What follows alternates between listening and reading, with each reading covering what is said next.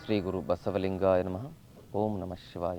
ಸರ್ವರಿಗೂ ಶರಣಾರ್ಥಿ. ಕಿಡ್ನಿ ಸಮಸ್ಯೆಯ ಲಕ್ಷಣಗಳು: ತಲೆ ಸುತ್ತುವುದು, ಕೈಕಾಲಿನಲ್ಲಿ ಊತ ಬರುವುದು, ಅದು ನೀರು ತುಂಬಿಕೊಳ್ಳೋದು ಅಂತ ಹೇಳ್ತಾರೆ, ಎಡಿಮಾ, ಹೊಟ್ಟೆ ಊತ ಬರೋದು, ಸುಸ್ತು, ನಿಶಕ್ತಿ, ವಾಮಿಟ್ ಆದಂಗೆ ಆಗೋದು ಹಾಗೂ ಉಸಿರಾಟದ ತೊಂದರೆ ಆಗೋದು. ಹಾಗೇನೆ ಈ ಒಂದು ಕಿಡ್ನಿ ಸಮಸ್ಯೆಯ ಲಕ್ಷಣಗಳಂತ ಹೇಳಿದ್ರೆ ಹೃದಯದ ಬಡಿತ ತುಂಬಾ ವೇಗ ಆಗ್ತಕ್ಕಂಥದ್ದು. ಹೀಗೆ ಇವೆಲ್ಲ ಲಕ್ಷಣಗಳು ಇದಾವೆ ಅಂತ ಹೇಳಿದ್ರೆ ತಾವು ಒಂದ್ಸರಿ ಏನ್ ಮಾಡಬೇಕು, RFT ಟೆಸ್ಟ್ ಮಾಡಿಸ್ಬೇಕು.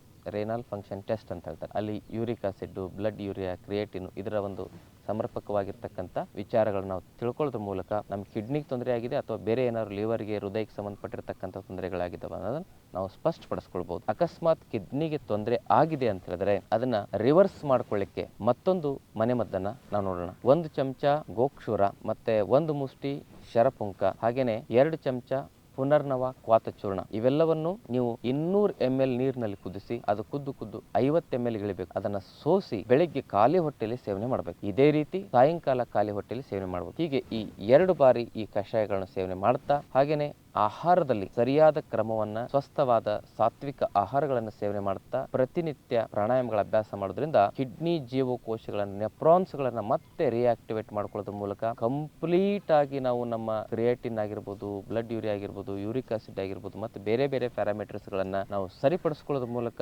ಡಯಾಲಿಸಿಸ್ ಇಲ್ಲದೆ ಕಿಡ್ನಿ ಆರೋಗ್ಯವನ್ನ ನಾವು ಕಾಪಾಡಿಕೊಳ್ಬಹುದು. ಶರಣಾರ್ಥಿ.